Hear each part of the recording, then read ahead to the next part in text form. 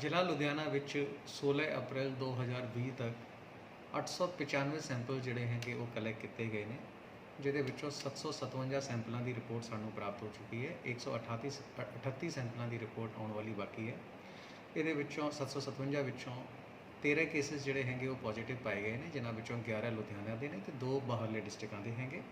722 cases ਜਿਹੜੇ ਹੈਗੇ ਉਹ ਨੈਗੇਟਿਵ ਪਾਏ ਗਏ ਨੇ ਤੇ 22 ਕੇਸ ਜਿਹੜੇ ਹੈਗੇ 22 ਕੇਸਿਸ ਜਿਹੜੇ ਹੈਗੇ ਉਹ ਬਿਕੋਜ਼ ਆਫ ਸਮ ਰੀਜ਼ਨ ਉਹ ਸੈਂਪਲ ਜਿਹੜੇ ਸੀਗੇ ਉਹ ਰਿਜੈਕਟ ਹੋ ਗਏ ਸੀਗੇ। ਇੱਕ ਪੇਸ਼ੈਂਟ ਜਿਹੜਾ ਹੈਗਾ ਉਹ ਲੁਧਿਆਣਾ 'ਚ ਹਾਲੇ ਤੱਕ ਕਿਉਰ ਹੋ ਚੁੱਕਿਆ ਹੈ। 3 ਸੈਂਪਲ ਜਿਹੜੇ ਸੀਗੇ ਉਹ PGI ਵੱਲੋਂ ਲੁਧਿਆਣਾ ਵਾਸੀਆਂ ਦੇ ਲਏ ਗਏ ਸੀਗੇ, ਜਿਹੜੇ ਕਿ ਸਾਰੇ ਨੈਗੇਟਿਵ ਪਾਏ ਗਏ ਨੇ। ਜਿਹੜੇ ਆਪਣੇ ਹੌਟਸਪੌਟ ਸੀਗੇ ਚੌਕੀਮਾਨ ਤੇ ਚੌਕੀਮਾਨ ਦੇ ਨੇੜੇ ਜਿਹੜਾ ਪਿੰਡ ਹੈਗਾ ਗੂੜੇ, ਔਰ ਸ਼ਹਿਰ ਦੇ ਵਿੱਚ ਅਮਰਪੁਰਾ ਪਿੰਡ ਏਰੀਆ ਹੈਗਾ ਜਿਸ ਨੂੰ ਕਿ ਅਸੀਂ ਹੌਟਸਪੌਟ ਆਲਰੇਡੀ ਡਿਕਲੇਅਰ ਕੀਤਾ ਹੋਇਆ ਹੈ। ਉੱਥੇ ਕੰਟੇਨਮੈਂਟ ਪਲਾਨ ਦੇ ਮੁਤਾਬਿਕ ਡੋਰ ਟੂ ਡੋਰ ਸਕਰੀਨਿੰਗ ਦਾ ਕੰਮ ਜਿਹੜਾ ਹੈਗਾ ਹੈਲਥ ਡਿਪਾਰਟਮੈਂਟ ਵੱਲੋਂ ਕੀਤਾ ਜਾ ਰਿਹਾ ਹੈ। ਔਰ ਹੁਣ ਤੱਕ ਚੌਕੀਮਾਨ ਦੇ ਵਿੱਚ ਤਕਰੀਬਨ 420 ਘਰਾਂ ਨੂੰ ਅਸੀਂ ਵਿਜ਼ਿਟ ਕਰ ਚੁੱਕੇ ਹਾਂ। ਹੁਣ ਸਕਰੀਨਿੰਗ ਜਿਹੜੀ ਹੈਗੀ ਉਹ ਕਰ ਚੁੱਕੇ ਹਾਂ, ਜਿਹਦੇ ਵਿੱਚ ਸਾਰੇ ਬੰਦੇ ਜਿਹੜੇ ਹੈਗੇ ਤਕਰੀਬਨ 2172 ਬੰਦਿਆਂ ਲਈ ਸਕਰੀਨਿੰਗ ਕੀਤੀ ਗਈ ਹੈ। ਸਾਰੇ ਬੰਦੇ ਅਸਿੰਪਟੋਮੈਟਿਕ ਪਾਏ ਗਏ, ਯਾਨੀ ਕਿ ਕਿਸੇ ਦੇ ਵਿੱਚ ਵੀ ਕਿਸੇ ਵੀ ਤਰੀਕੇ ਦਾ ਕੋਈ ਸਿੰਪਟਮ ਜਿਹੜਾ ਹੈਗਾ ਉਹ ਵਿਜ਼ੀਬਲ ਨਹੀਂ ਹੋਇਆ ਹੈ। ਉਹਦੇ ਨਾਲ ਹੀ ਲੱਗਦਾ ਪਿੰਡ ਜਿਹੜਾ ਗੁੜੇ ਹੈਗਾ ਉਹਦੇ ਵਿੱਚ ਵੀ 475 ਘਰਾਂ ਨੂੰ ਹੁਣ ਤੱਕ ਅਸੀਂ ਸਕਰੀਨਿੰਗ ਕਰ ਚੁੱਕੇ ਹਾਂ। 2202 ਬੰਦਿਆਂ ਦੀ ਸਕਰੀਨਿੰਗ ਹੋ ਚੁੱਕੀ ਹੈ ਔਰ ਸਾਰੇ ਬੰਦੇ ਜਿਹੜੇ ਹੈਗੇ ਉਹ ਅਸਿੰਪਟੋਮੈਟਿਕ ਪਾਏ ਗਏ, ਯਾਨੀ ਕਿ ਕਿਸੇ ਵੀ ਬੰਦੇ ਦੇ ਕਿਸੇ ਵੀ ਤਰ੍ਹਾਂ ਦਾ ਸਿੰਪਟਮ ਜਿਹੜਾ ਹੈਗਾ ਕੋਵਿਡ ਦਾ ਨਹੀਂ ਦਿਖਿਆ ਗਿਆ ਹੈ।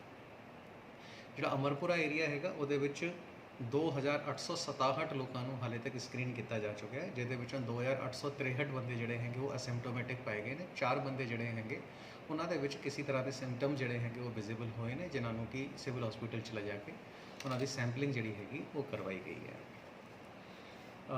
ਅੱਜ ਇੱਕ ਕੇਸ ਜਿਹੜਾ ਸੀਗਾ ਉਹ ਦਿੱਲੀ ਦੇ ਵਿੱਚ ਪਾਇਆ ਗਿਆ ਸੀਗਾ। ਕੁਝ ਨਿਊਜ਼ ਆਰਟੀਕਲਸ ਇਸ ਤਰ੍ਹਾਂ ਦੇ ਆਏ ਸੀਗੇ ਕਿ ਇੱਕ ਰੈਸਟੋਰੈਂਟ ਦੀ ਡਿਲੀਵਰੀ ਕਰਨ ਵਾਲੇ ਬੰਦੇ ਨੂੰ ਕੋਵਿਡ ਪੋਜ਼ੀਟਿਵ ਉਹ ਡਿਕਲੇਅਰ ਹੋਇਆ ਸੀਗਾ।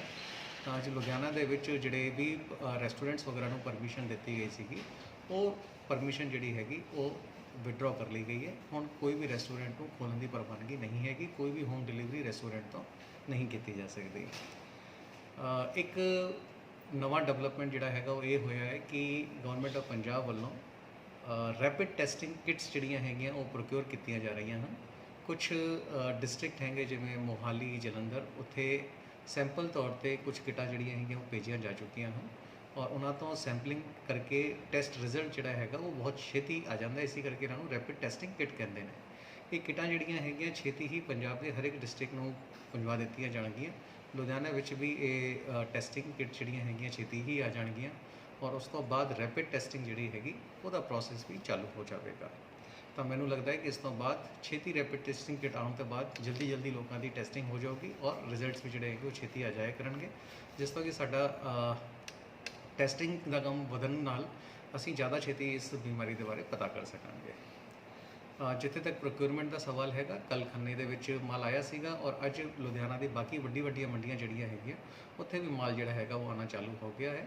ਤਾਂ ਮੈਂ ਸਾਰੇ ਕਿਸਾਨ ਵੀਰਾਂ ਨੂੰ ਬੇਨਤੀ ਕਰਦਾ ਹਾਂ ਕਿ ਜਿਸ ਸਿਸਟਮ ਦੇ ਰਾਹੀਂ ਤੁਹਾਨੂੰ ਪਾਸ ਜਾਰੀ ਕੀਤੇ ਜਾ ਰਹੇ ਹਨ, ਉਸੇ ਸਿਸਟਮ ਦੇ ਮੁਤਾਬਿਕ ਹੀ ਤੁਸੀਂ ਆਪਣਾ ਮਾਲ ਜਿਹੜਾ ਹੈਗਾ ਲੈ ਕੇ ਮੰਡੀਆਂ ਦੇ ਵਿੱਚ ਪਹੁੰਚੋ, ਕਿਉਂਕਿ ਜਿਵੇਂ ਕੱਲ੍ਹ ਅਸੀਂ ਖੰਨਾ ਮੰਡੀ 'ਚ ਮਾਲ ਖਰੀਦਿਆ ਸੀਗਾ, ਅੱਜ ਤਕਰੀਬਨ 90% ਮਾਲ ਉਹਦੇ ਵਿੱਚੋਂ ਅਸੀਂ ਲਿਫਟ ਵੀ ਕਰਾ ਦਿੱਤਾ, ਯਾਨੀ ਕਿ ਪਰਚੇਜ ਕੱਲ੍ਹ ਹੀ ਹੋ ਗਈ, ਲਿਫਟਿੰਗ ਵੀ ਜਿਹੜੀ ਹੈਗੀ ਉਹ ਅੱਜ ਹੀ ਕਰਾਤੀ।